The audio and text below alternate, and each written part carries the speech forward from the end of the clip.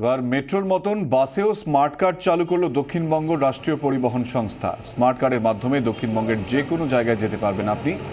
এবং এ বিষয়ে বিস্তারিত জেনে নেব আমাদের প্রতিনিধি শ্রাবন্তী সাহার কাছ থেকে। শ্রাবন্তী আমাদের সঙ্গে রয়েছেন। শ্রাবন্তী, যেটা জানতে চাইবো যে ঠিক কিভাবে এই সুবিধা পাওয়া যাবে এবং এ বিষয়ে বিস্তারিত আমার কাছ থেকে জানবো। দেখো, এসবিটিএস এর যে সুবিধা রয়েছে যে তারা যে স্মার্ট কার্ড চালু ইতিমধ্যেই করে দিয়েছেন। মঙ্গলবার থেকে এই স্মার্ট কার্ড বিভিন্ন কাউন্টারে পাওয়া যাবে।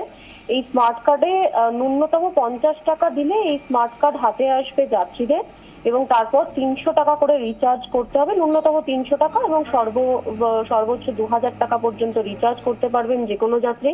এবং সেক্ষেত্রে প্রত্যেকটি ক্ষেত্রে 7% করে টাকা এক্সট্রা দেওয়া হবে এসবিটিএস এর পক্ষ থেকে।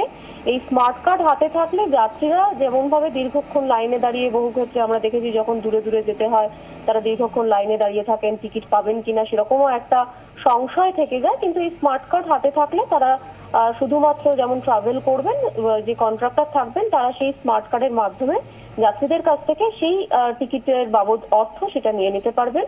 এবং যেটা পরিবহন দপ্তর জানিয়েছে যে আগামী দিনে আরো স্মার্ট কার্ড করা, আরো স্মার্ট হবে বলা যেতে পারে এই পরিষেবা। শ্রাবন্তী, সেক্ষেত্রে দক্ষিণবঙ্গের সমস্ত সরকারি বাস পরিবহনের ক্ষেত্রেই সেটা লাগু থাকছে? একেবারেই সমস্ত সরকারি বাসের ক্ষেত্রেও থাকবে, এবং শুধু তাই নয়, সমস্ত কাউন্টারে এই ধরনের স্মার্ট কার্ড ইতিমধ্যেই পাওয়া যাচ্ছে, এমনটাই জানিয়েছে পরিবহন দপ্তর। ধন্যবাদ শ্রাবন্তী।